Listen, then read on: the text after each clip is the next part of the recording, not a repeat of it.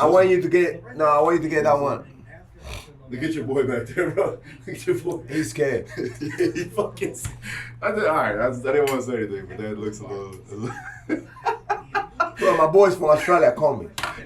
I said, don't ever introduce me that guy. Look at the face, man. My boys from Australia, they're really hardcore guys. Yeah. Like, do not ever introduce me that guy, please. Don't want to know about him. Don't want to talk to him. I want nothing to do with that guy. That guy's a pussy. No. He jumped from the cage.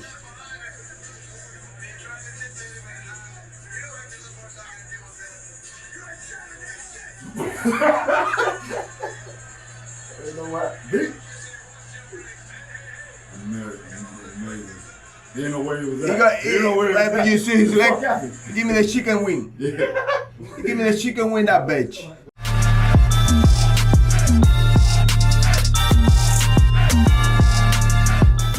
I remember vividly rewinding the tape over and over again with this fight here and being like, all right, I'm going to go out there. I'm going to get right to the center. Because all the people that I fought were all taller than me too, because you had the same issue. So like I fought at 70 and 55, but for the most of my amateur career was 170. So it was a lot of taller guys, and we were built similar. So I'd rewind every tape, and I try to find every, not just highlight, but every real, like full drawn out fight, which your fights never lasted that long anyway, so I was able to watch the whole thing. So it's very quick. Yeah. So I remember again vividly, like, all right, rewinding it, and then going in there and actually doing exactly what you did to Whisper and Silva. And I was like, all right, this is. And then I went to ATT that one day, and I was sparring with Saba. Yeah. And I remember, this is a funny story. If you guys that know me know this story, because I've been telling it a lot. First time I've ever met Hector. Hector thought... stop. He's gonna bring me up again. Listen, no, listen. So it was amazing because you gotta remember, like, I've looked up to this man. I've watched all his fights, and I went to ATT to spar, and it was Saba, and we were going at it, and Hector was on the bench, and he was just kind of you were getting done, right? You were just done sparring or something like that. Yeah. And he was coaching up Saba, so I'm like, in my mind, right? I'm sparring a guy that's being coached by the guy that I emulated a lot of. So I'm like, damn, I'm kind of feeling bad, but I'm also excited. At the same time, I'm thinking to myself, I better not get too good here, because I didn't want Hector to be like, you know what? I think I'm going to just go ahead and handle this by myself. So I'm like, the whole time I'm already getting ready. Like, man, if Hector just feels like, all right, and he needs to make an example out of me, then that's what's going to happen. So, but needless to say, after the whole sparring match, he comes up to me, actually he showed me a couple things on the ground. You remember? You were like showing Saba, but you also showed me, and I was like, I'll take that all day. Then afterwards, he goes, man, why didn't you say what's up to me? And I'm like, yeah, bro. Listen, really? Yeah, man, listen. I was intense. So yeah, this is. I was a fucking intense motherfucker. I heard stories about shit that people say to me that I did in the past. Then I used to say, I was like, yeah. Really? He said, yeah. Listen, I'm you thought I worked at LA Fitness. You thought I was like one of the trainers at LA Fitness by the gym. And I was like, I've never worked at LA Fitness ever in my life. And I was like, nah, Hector, this is the first time me meeting you. But I'm a big fan. Like, I was like, bro, I've been watching your stuff. You know what happened? It was a guy that looks exactly like you. Oh, for sure, yeah. And the guy tried to bully me at the fucking, and I'm like, is that the guy? That is the motherfucker. Oh, man. But it wasn't you. Yeah, but exactly. You have I'm happy it wasn't me. You have a twin up there. I don't know. Listen. I don't know where he's at, but he's exactly like you. Beard, everything. I was like, but it was you. Yeah. Crazy. I was happy. We went to LA Fitness, though, later on, after sparring was done. And we go into LA Fitness. Everybody went. It was me, you, Dean Thomas, was it McCarthy? Dean Thomas. Why is Dean Thomas mad at me? Dean Thomas is not mad at you. Dean loves you, yes. We'll figure it out. It's his birthday today, by the way. Oh, really? Yeah. Dean, happy birthday, baby. There you go. See? I love Dean Thomas. Yeah, He's a funny dude. We're going to relay this over to him. And he's a very smart guy. Yeah, definitely. Very funny dude. And he cares about people. He does. Yeah. He really does. He does, yeah. You know, I like him. Dean's been on the podcast. He's been on the first episode or second episode. Dean started me in combat sports and MMA. Yeah. And then he's got me into ATT and all that. But, like, I would say, you know, and then we went to LA Fitness and we were going to get a protein shake. Smoothie. Yeah, bro, listen. So as we're waiting in line, and I'm eating this up because, again, you got to think about it. Like I said, I looked up to this man as a fighter, and we were talking, and he turns around, and there's a couple of guys in the gym looking over at us. There's probably 4 or 5 UFC fighters, world champions, plus yourself. They were all looking at us like almost as fans, right? But Hector didn't take it like that. Hector said, "What'd you say?" You know, I even share with you my struggle. Yeah. And actually, I have to be grateful because, you know, you are one of the few people that kind of like took me out of that sinking. Yeah. Because my sinking was, and this is why you took me out of it. Mm-hmm. It was, what the fuck you looking at me? Yeah. You want to put it on me? Yeah. But then you go and you're like, Hector, look the way you look, bro. Yeah. And besides that, probably they know you fight, they Mm-hmm. see you watching you fight. You gotta take a different look. Yes. Because before I thought like you should try to put it on me. I know. You know what I mean? I never felt like what you explained me. But it made sense though. It made total sense. And that's why I was like, all right. And at that particular time, I'm like, yo, man, they're fans. Because, and they're not fighters. So they don't know how to act. They don't know how to act around fighters. Right. So it's like, oh, they're looking at you and they're bigger guys, but they don't know respect in that way. They're not martial artists, so they don't know that either. There's a way that you go about introducing yourself and meeting people that you admire when you're in it, but they're not in it. They're the uninitiated. So they don't know how to think. That's what I was telling you. And the same thing happened before where it's like, yo, you are a big name. You're a face in the industry. You're a face in the sport. And not on top of that, you've been very successful and you're one of the most dangerous fighters in the world. Yeah. So people want to be around that. They get drawn to that. You know what I'm saying? But I feel like I was taking a different approach. That's why I'm grateful for you that you took me out of it, because I felt like, okay, whether you want to fight me or you, and that actually happened yesterday. Oh wow. The guy's just looking at me. Yeah. Go around. You know, usually, you know, they say, hey, Hector, you know, take a picture. The guy, look, cut me off. Loose again, he cut me off. And I'm like, you want to have a go or what? He goes, no, I'm a fan. Oh my goodness, man. See? You see what I'm saying? Yeah. But he didn't know how to tell you I'm a fan. Like, I know, he was. And then people are like, well, maybe it's not him. Maybe it is him. Maybe it's not him. Maybe he knew who I was, but he just didn't have the ball. Like to go and, you know, say like, hey, what's up? Yeah. So he just, and then he would hide and would go somewhere and they would look at me. You know why? You know why that is though? A lot of people, and I'm not saying you, but I'm saying people in your position sometimes are not as friendly. I just don't give a fuck. You know, Yeah. And I wish like a lot of fighters would be that way. Yeah. Because, you know, as the industry growing, and it's growing and growing, like you see these guys acting like actually tools, man. Like I was like, man, what the hell's going on with these guys, man? Yep. No, I know.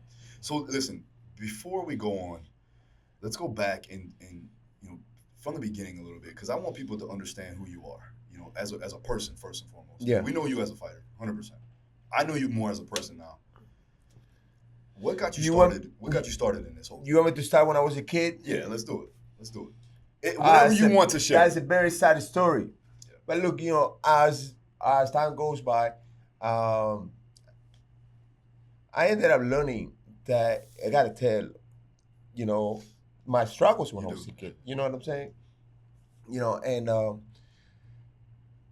are better than here. You know, I haven't been really open on those podcasts because I feel like most of these people on the podcast, they're not really real. Yeah. They're not real for real. Yeah, like, you know, I care about you because, you know, I know you for forever. Yeah. And I know you're a real guy. I can care less what anybody says. Obviously, you're going to have a bunch of haters, going to talk shit about you. But, you know, I know for the fact you're a real guy. But I just don't want to give the opportunity to share my life experience with, you know, Ariel or Annie or none of these guys. They can care less about you or me or anybody. They just care about they just care about themselves. So I feel like it would be a better place to, you know, to check out a lot of my stories. I've been sharing with a couple others. I really know that they're real. But yeah, when I was a kid, man, I was getting beat up by my dad every fucking day. Yeah. So how did that feel? Like obviously he was a drunk fuck, and you know, obviously a coward. And I know he was a coward, and I remember I was 10 years old. And that's when I figured out that this motherfucker is a coward. Yeah. Like a fucking pussy. Yeah. I remember like I was playing. In Cuba, you have these little balls that you aim and you hit it. And then if you hit it, the guy have to give you one ball. And then if you aim again, you hit it, he have to give you another ball till he ended up having nothing. You take all his balls. So what's the game called? It's called ball. Oh yeah, nice. Bolas. Okay. In Spanish, gotcha. Bolas, like play bolas. Gotcha. And estaba jugando bolas. I was playing bolas, right? Balls. And I took all his balls, and then the guy fucking ran. You know, he's like, I chased the guy, and I remember like it was at the back of the neighborhood. And at that time in Cuba, like I'm living already in a small town, fucked up. Yeah. And at the back is like the ghetto. It's like a end of the favelas, right? At the back. Yeah. And his dad, it was like a guy who was in and out of jail. You know, always stealing, stabbing people, cutting people with machete and shit. Yeah. Pretty bad guy, I remember. And I go in and I'm like, where's my balls? And the guy came up. The guy got full tattoos, beer, all fucked up. He's like, you come here. Come outside the house. And it has a backyard. And he had about 10 kids, bro. He's like, you fight now. Really? And I started fighting one by one. Oh, shit. I punched the first one. And he's like, the other one, jump in. Oh, wow. Start beating the other one. But as I'm fighting, they start fucking growing. Yeah, so he's bigger guy. Yeah. Came in, yeah. A year after. Oh, okay. I'm like, for my free fight. Yeah. And the motherfucker's already 5 years older than me, you know, like fucking. Yeah. I need to find a way to get the fuck out of here. Yeah. Jump the fence. Get out of there. Yeah. Ran to my house. As I'm hiding in my house, I'm feeling like, okay, this is my safe place. Yeah. Here we go again. It's my dad. Yeah. He come with the belt. But this time, instead to hit me with the part of the leather, he started hitting me with the buckle. Cut me off. And I'm already all cut up, you know, scratched in the floor. Why is that? Because you ran away from the fight, or is it because you got in the fight, or what? He's just a coward. Yeah. And drinking, he was probably drunk, upset up something, so he laid on me. And I'm like, look at this motherfucker. Here am I like running away, thinking I'm just gonna go to my house, and this guy at least just gonna like protect me. I don't want him to go out there and fight, and you know, I would do it. Mm-hmm. If I see my kid get beat up inside somebody's house, I'm gonna go up there and fuck this guy up. Yeah. But I wasn't even waiting for that. I was, you know, let me refugee here. Yeah. I get beat up again, and I need to find a way. I said, like, I need to find a way to defend myself from this motherfucker. Mm-hmm. I started doing judo.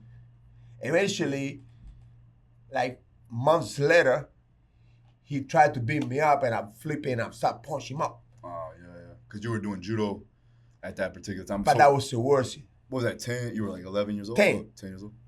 I got kicked out of my house. I don't have a place to go. Oh, wow. So I go to my coach. He goes, what's up? I said, like, I don't have a place to be. He goes, what's happening with your house? I said, like, oh, my dad don't want me there. Oh, man.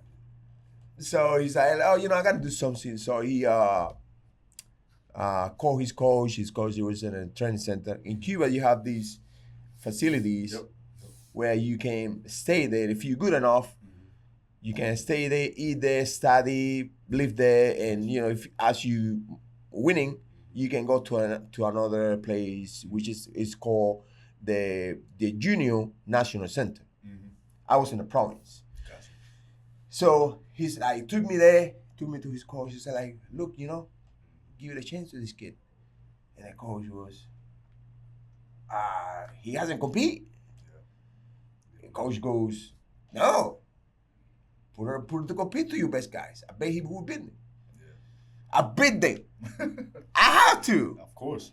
You have no choice at this point. I would have been the street. Who knows? You have no choice. So he's like, okay, he's going to stay. Yeah. And then the rest is history. Yeah. But it was horrible, bro. Yeah, I'm sorry. So, like, when did you know you were, like, really, really good at judo? And in fighting in general, obviously, you had it in you going in the backyard, but, like, when you really started to know, like, yo, I'm really good at this. I was really good. I was really, really fucking good. Yeah. I'm not kidding. Like, but my background, it was always holding me back to the bottom. Yeah. The reason why is, for example, I mean, in the school, for example, in the school that I was at, and I don't want to get in trouble. Yeah. I don't want to fucking get in trouble, bro. Mm-hmm. The last thing I want is get kicked out of school and get back to the street. Yeah. I don't have a home to be at. Yeah. I don't. So somehow kids always pushing and try to see where they can get together. So at one point I was even bullied. Yeah. Kids were bullying me because they knew that I don't want to get in trouble because I don't want to. You don't want to get beat out and all that shit. Yeah. So I was really good. So I win nationals. I win all these 4 nationals, and then I win another 2 more nationals. Yeah, nice. Then I go to the national team, junior. And someday there is people from the school before that they were saying, yeah, we used to do that to him and do nothing. Dude, I don't want to get in trouble. Yeah. And I remember, like, I was 16 years old and I would go to the national team and I was beating every single guy at 16 years old. Yeah. At 15, I was a black belt in judo. Nobody ever done that, only Hector Rodriguez, which was Olympic champion, the only Olympic champion they ever had. He told me, you gotta be better than me. I was 16 years old, I was beating everybody. That shit was unheard of. So one day, I'm at the National Center, right? And this kid couldn't beat me at all. Nobody could beat me. At no weight class. Where was this at? In the Junior Nationals. This is in Cuba? Yeah.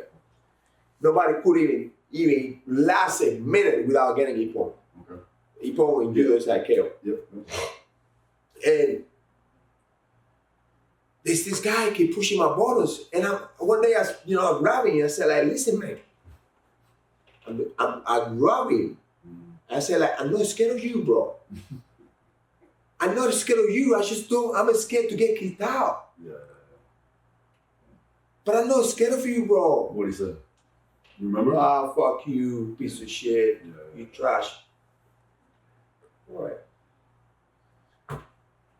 Well, it goes to another competition. I'm beating easy. Yeah. And He threw some chairs at me. Throw a chair? Yeah, he was pissed off.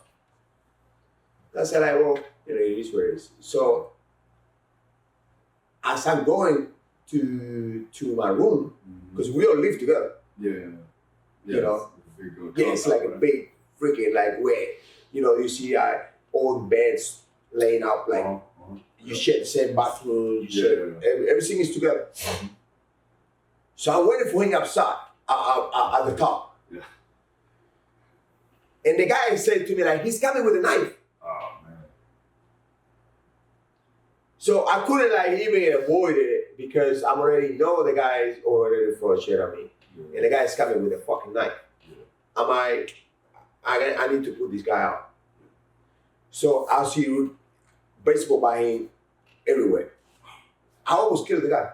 Wow. So, 16 years old. 16. Here we go. I'm kicked out. Yeah. And then my whole Olympic career, it went down. I made my Olympic team again after the suspension, you know, they appealed to the suspension. Okay. And I made the Olympic team in a year and a half. Wow. Damn. So I missed all the Olympic training camp. I missed everything. I still had the talent, but it wasn't enough training for me to do anything. Yeah. But I will tell you for how much struggle I went. Nice. I mean, it's a lot. Your athletic abilities, if you had more opportunities, you know, obviously it would have been a lot easier, or a lot more beneficial in that way. What happened? So, like, you went to the Olympic trials at that point, right? I won the nationals that year, and then they accelerated the process for me to just be at the national center and start training. But it was too late. How old were you then? I was 20. Yeah. So then, all right. So then, let's go to. How'd you get to Australia? How did that go? Australia. Once I compete, I stayed in Australia, and then they told me like, dude, you here is like you motherfuckers fighting with pajamas. Nobody gives a fuck about it. Yeah. It's not a big thing in Australia. Nah, they don't care less about it. So what would you think would be the most, like the most looked at combat sport in Australia right now? Boxing? Combat sport now is UFC. Yeah. And it's funny because, dude, you had no idea for the struggles that I went. I don't. That's why I'm trying to figure it out. Like nobody really does. Put it this way. Nobody really does. Right? Put it this way. Sorry. Put it this way. Even in the MMA industry. Yeah. Like I would say I'm an MMA fighter. They would be like, what the fuck is that? Yeah. A cage fighter. Oh!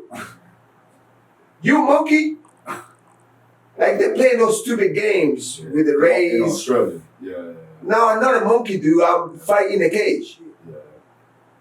Oh, what the fuck is that? Oh, you're in the circus? So I deal with all that at the beginning. You know, I remember like I would have told with multi-fighters, they would be like, oh yeah, you guys do the huggy, we do the real shit, the multi-real shit. Yeah.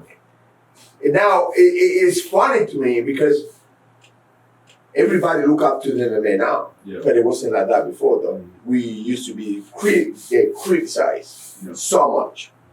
What year was this? 2003, 2004. Okay. So like right when it started to become mainstream, a little more mainstream, UFC, Ultimate Fighter came out. Yeah. Gotcha. So and then there was a point that you transitioned to MMA and you started doing really well. But you went on a tear, like a 22 fight win streak. 25. When did that happen? Like when did you lost a couple fights and I'm guessing in the beginning of your career? The beginning was like in pride because I was set up. I got this guy, Dustin, which is like, he's like, hey, you know, sign a contract, you know, get you to fight. I wasn't ready to fight. I was ready to go and train. Yeah. And then they just made me fight. I was like, fuck. And then they did the same story with the second fight. Yeah. Oh, we're gonna get you easy fight. Fuck you, easy fight. They got me Musashi. A fucking easy fight. Yeah. Motherfucker was on the winning strike. Yeah. So came back home and I said to I said to myself, like, you know what, I need to put my shit together. Yeah. And you were still in Australia. Yeah, and I'm just like start smashing people left and right, and then I moved here. What do you think was like the main thing? Like, obviously your mindset, but was it okay? I got more strict with the scheduling. I understood what I needed to work on. Like, was it that, or was it just like I'm getting serious now and then just rolling? Yeah, it was more like, you know. Remember, I was telling you, like I grew up in a very troubled home. Yeah. From a kid getting beat up, alcohol, drugs, cigarettes, whatever. Sure. So I was kind of like attracted to that at one point, you know, because, you know, I grew up seeing drunk people, you know, stuff like that. So I was like party, hanging out with my boys, you know, like it was like a crazy, you know, times that I was living at. So I got myself serious. Yeah. You know, and one of the things that I wanted to be serious, I said to all my friends, I'm out of here. Nice. And I jumped in the plane, and I moved to California, and the rest is history. Where'd you start training in California? Yeah. My first gym was Team Quest. That's right. But it was a guy that he was living with me. His name was Frankie Edgar, an Olympian. And he was living with me back home in Australia because he reached out to me through social media. So the old friends came back and started following you. And he was a fucking crazy fucker. Taking my clothes, wearing my stuff. I said, like, dude, don't do that. I let you be in my house, but you better respect my shit. So when he, you know, like we started getting into arguments because he's not respecting shit that he was doing, shit like that. And from there, escalated. Yeah. So I'm not even gonna say what happened, but he moved because I got him to be at Think Quest first. So when I went to Think Quest, he already sprayed the power. Yeah. And then from there, you know, not many people really liked me out there. So I moved from there to Eric Paulson. And then from Eric Paulson, I moved to American Top 10. So your first year in Florida, how was it? How was that transition? You feel like you were good, you're in a good spot at this point? 100%. See, the first day, I remember like, I never was attracted to California. I don't know, for some reason it wasn't for me. You know, I remember like Team Quest was in the middle of nowhere. I was like, fuck this, you know, I don't like it. Yeah. And then I moved to Brea in Fullerton, California. It was okay, but it still wasn't mine. Yeah. You know, I never felt like, well, it's my spot. Did you feel like Florida, obviously, like 100%. Since it's home, right? Yeah, I said, fuck, this is home. Yeah. I mean, this is me. And we are right by Cuba, obviously. You know, that could be it. It's a beach. Yeah. It's a beach area. There's a bunch of Cubans everywhere. Yeah. I remember I was living in my first spot was Coral Gables. It was beautiful up there. You know, and I had money at the time. So life was good. Yeah. And I met the wrong women. And all my winning stride, and I remember like, I was like on top of the world. Like I'm already winning 2 times. I'm a 2 times Bellator champion. Yeah. I won the CFC, the FCC, all these tournaments in Australia, all this around the globe, Serbia, whatever. Bellator, first year, second year, signed a huge contract. Huge. One day I'm driving, I remember that I bought my brand new truck. Yeah. It was a King Ranch. I remember, like, beautiful truck. I love the truck. It was perfect made for me. I'm driving. She goes to me, you know what you signed the biggest contract? I said, like, no, because of me. Scratched the whole truck. Because of who? Because of me. Because I want to smash her. Yeah. But I smashed my chest. Yeah. I hit my chest so hard that I fractured my sternum. I'm 3.5 weeks for the first fight in the UFC. 10 books. Yeah. And I truly believe that I beat that guy. Yeah. Even with that. But when I finished that fight, I felt like I was dying. I started screaming like, ah, ah, ah. And the guy's like, dude, you could have died in the fight. You got a fracture in your sternum. I remember. And then from there, it was, I hit rock bottom. You know, like, you know, drugs, alcohol, fights, arguments, lost so much. I can't care less about financial, was physical stuff, like houses, cars. It's not even stuff. What I really lost, that it really bothered me was my legacy. This is what really hurt me. Really hurt me the most was fucking my legacy. Mm-hmm. And I wasn't even looking at it at the time, because once you're in the middle of it, you don't see how fast shit's going. Yeah. And I was in the middle of it. And now that I'm back and looking, I could have died in the fight. Yeah. You remember, like, most of the times, I remember, like, you were looking at me and I said, like, fuck, this guy's not here. Yeah. You okay, bro? Yeah, I'm alright. Really? Yeah, I'm alright. You'll be like, yeah, alright. You could see, like, something was going on, but you just like... No, what happened was, I know you, and I know your upbringing, and I also know that you were going through some stuff. The only thing I could do at that time, and this is just the only thing I could do was ask you, are you okay? Can I help you? Look, I don't blame you. I don't blame you, because at the end of the day, I would have done the exact same shit that you did. Yeah. I can care less about it. Yeah. I'm offering you my service, whether you take it or you leave it. Yeah. All I can do is train you, but it's up to you to really come here and commit. But I was, my head, travel and fights and drugs, alcohol and shit. Yeah. And I bring that energy to you, and you be like, fuck you, champ.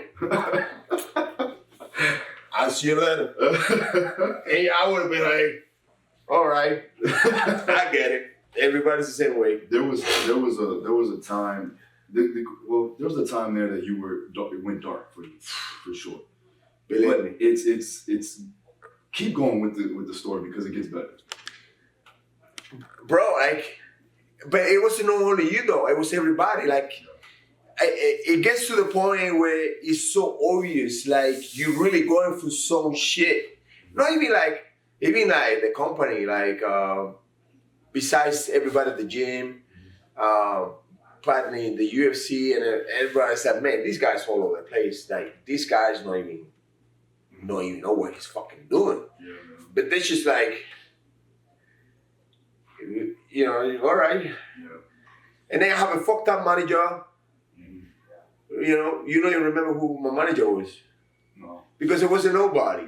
Think about it. I had the worst manager in the history of the MMA period. They pay me for to sign with them. Yeah.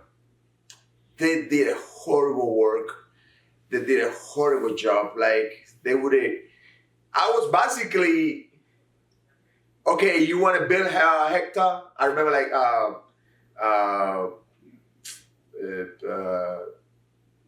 this guy now, he's fighting in the 205. I really didn't know who the fuck he was. Yeah, the UFC, huh? Yeah, Smith. Yeah. Mm-hmm. Scott Smith, right? Nah, it's not Scott Smith. Something. I know what you mean, though. The kid with the tattoos. Yeah. Like, he's doing really good now. And, that was a horrible fight for me. Besides all the bunch of stuff that was going on that I don't even want to mention it here. But they would put in me guys like they want to outbring, like you build them up and say, oh, she's far winning. That's me, get Hector, that guy, like shit like that. Like, and this was it was bouncing. I was a feeder. You were bouncing at 170, going back up to 185 and stuff. The whole shit was it was a joke. Bare knuckle title, right? Yeah. And now we're looking to defend that. Yeah. We're going to 185. We're supposed to go 185, but I haven't even told you that because David Fairman called me. It's like, well, Thiago's not gonna take it. Mm. So now we're going back to step one, which was like me fighting Thiago. And look, I wanna make it clear, because I know like your podcast has a big platform. I had no bad feelings or anything against Thiago. Mm-hmm. He's one of the guys that I like the most. Mm-hmm. Like since day one, he's always been a hell of a guy. And it would be hypocrite from my part to say like I hate the guy, because I don't. Yeah. That I want to fight him just to prove that I'm the best. Yeah. But he's one of the biggest names in bare knuckle. Yeah. So that's the only reason. I had nothing against Thiago. I never, And you got a lot of history too. Yeah, he says that, you call me a pussy. No, I never call you a pussy, bro. I would be dumb if you call you a pussy. Yeah. Come on, man. Yeah. And first of all, if I call you a pussy, I'll tell you now you're a pussy. Yeah. But that was never the case. Mm-hmm. I was calling somebody else a pussy, but he was in a conversation. So it sounded like he thinks that I call him a pussy. I was calling other pussies, but you, Thiago, let's fight. Yeah. But I was calling other people pussy. Yeah. I'm calling you a pussy, but as I miss you in the mix, yeah. It sounds like I'm calling you a pussy, but I was calling these guys pussies, not you. Yeah. But whatever. I was trying to explain to him. I don't know if he understand it or not, but I like Thiago, bro. And to be honest, I don't want to fight the guy that I like. Yeah. I do not. He's not gonna feel the same. Yeah. So I'm glad this shit happened. Okay. Believe it or not. Mm-hmm. Because, I want to prove that I'm the best, but did I really want to fight him? No. Mm-hmm. I do not. Yeah. So I hope you one day watch this video, Thiago. And one thing for sure, I'm not a hypocrite, and I'm not gonna say shit that is not in my heart. Now, there is other people that I do want to fight. Who's that? Joanna! Bitch, fuck. Wait till I see you, boy. Gonna break through you ass. So what's his full name again? You know his full name? I don't even know his name. Yeah, his full name is Bitch, fuck. All right, there it is. Dude, you know me, bro. Yeah. How stupid is to call me that I'm scared of a man? Yeah, that's kind of a very untrue statement. Like, you shut your mouth, bitch. Ow! Can you play that video? Yeah, we'll play the video. Can you play that video, please? Yeah. Play that video, you bitch ass. Wait till I see you. Yeah, motherfucker. She sings. She sings. I'm scared of her. We'll go back. She sings. Look how much. Look my fear. I'm scared of ya. I cannot wait to make that shit happen in real life. It's gonna happen, baby. It's gonna happen. Woo. And I'm coming for your ass, baby. Honestly, man, I'm grateful that we could reconnect. Yeah. And you are one of the guys that I was always looking up to, because not only your knowledge about the whole body in general, the performance, the training and stuff like that, but just the type of person that you are, bro. You always been very straightforward, always tell people the truth. Yeah. And you're a hardcore motherfucker. So I like to play with people in that circle, like, they just main business, you know what I'm saying? Because it's a lot of fake bastards out there. Yeah, no, it's a lot. It's very true. It's very true. Keeping the circle tight is always important. But you definitely have shown me, and you're one of those guys. You show me that you can take it to the level that you take it, hit rock bottom, and then come back up and race through the flames like a phoenix, basically. Yeah. Which is very commendable because a lot of people don't do that. And it's funny, like, you know, in the world we live in today, you know, they want to see you there. Yeah. They don't want to see you go up. No. You know, as your own experience, like, you know, you're breaking through, and as you going through up, you see like a lot of people try to block you. Yeah. You see with your own experience. You're going up because everybody knows who you are. As you're going up, you're gonna have a lot of people like, oh, you know, go down here, but you're like, fuck you, I ain't no going with you. I'm going up. I'm not going down. You stay there. Give it like, you know, in the coconut. You know, get the fuck out of there. I'm going up, bitch. Well, listen, this has been tremendous. Well, now we gotta train. All right, let's go. Let's go, baby. All right. Oh, also, where can they find you? Also, anything that you have coming up? Look out for my next fight. Look out for my next fight. Bare Knuckle, baby, we're coming. We're gonna take over and training here at Field Daru. You gotta kick my ass now, and we coming, baby. Instagram, Hector Lombard, baby. There you go. All right, we'll catch you next time.